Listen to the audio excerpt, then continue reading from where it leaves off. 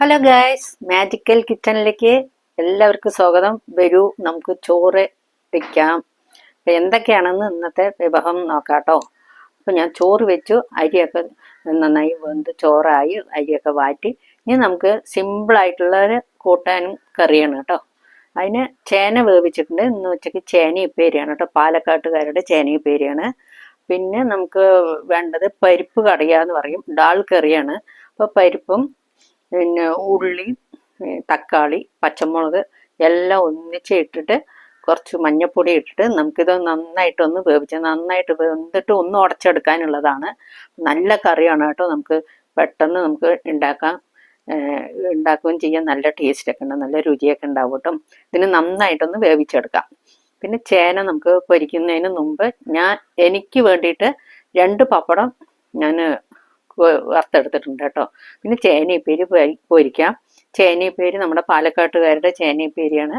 അപ്പോൾ എങ്ങനെയാണ് നമ്മൾ ഉണ്ടാക്കുക കേട്ടോ. മുമ്പൊക്കെ ഉണ്ടാക്കുക വെച്ച് നമ്മൾ അമ്മിയിലൊക്കെ തല്ലി പിന്നെ മുളകും വെളുത്തുള്ളിയൊക്കെ തല്ലിയിട്ടാണ് വെക്കുക. ഇപ്പോൾ പിന്നെ മുളക് പൊടിയായ കാരണം അങ്ങനെ ഉണ്ടാക്കണത്.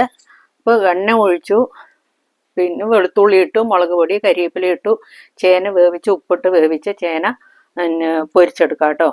നല്ല ടേസ്റ്റാണ്. മോരും ചോറും പിന്നെ ചേനയുപ്പേരിയും കൊട്ടപ്പുളിച്ചാറും രസവും സൂപ്പറായിട്ടുണ്ടാകും, നല്ല ടേസ്റ്റ് ഉണ്ടാകും.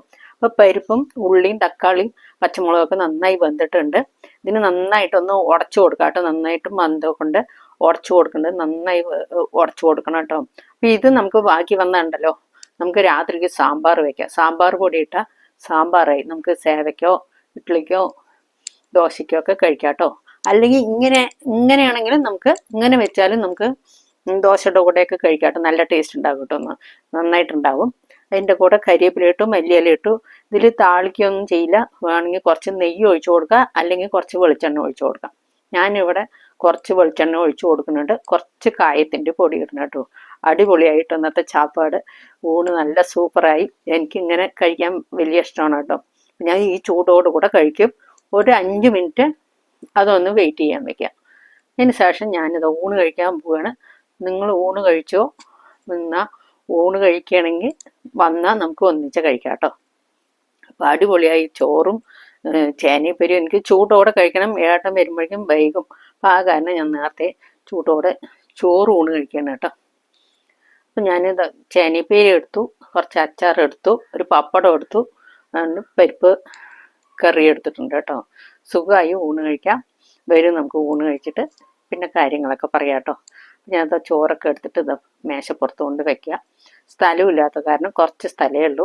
അപ്പോൾ മേശ അങ്ങനത്തെയാണ് കേട്ടോ. അപ്പോൾ ഊണ് കഴിക്കാൻ വേണ്ടിയിട്ട് ഞാൻ വെള്ളം ചോറും ഒക്കെ എടുത്ത് വെച്ചിട്ടുണ്ട്. ഇനി നമുക്ക് ഊണ് കഴിക്കുന്ന മുമ്പേ ഞാൻ കൊട്ടിയൂരിൽ നിന്ന് കൊണ്ടുവന്ന കുറച്ച് പായസം ഉണ്ടായിരുന്നു കേട്ടോ. ഡപ്പയിൽ വാങ്ങിയിട്ട് വന്ന പായസമാണ് കേട്ടോ. അപ്പം ഞാനത് കുട്ടികൾ കഴിച്ചിട്ട് അവിടെ വെച്ചിട്ടുണ്ടായിരുന്നു. അപ്പം ഞാൻ ഒരു സ്പൂൺ എടുത്ത് അത് കഴിക്കണ്ട കേട്ടോ.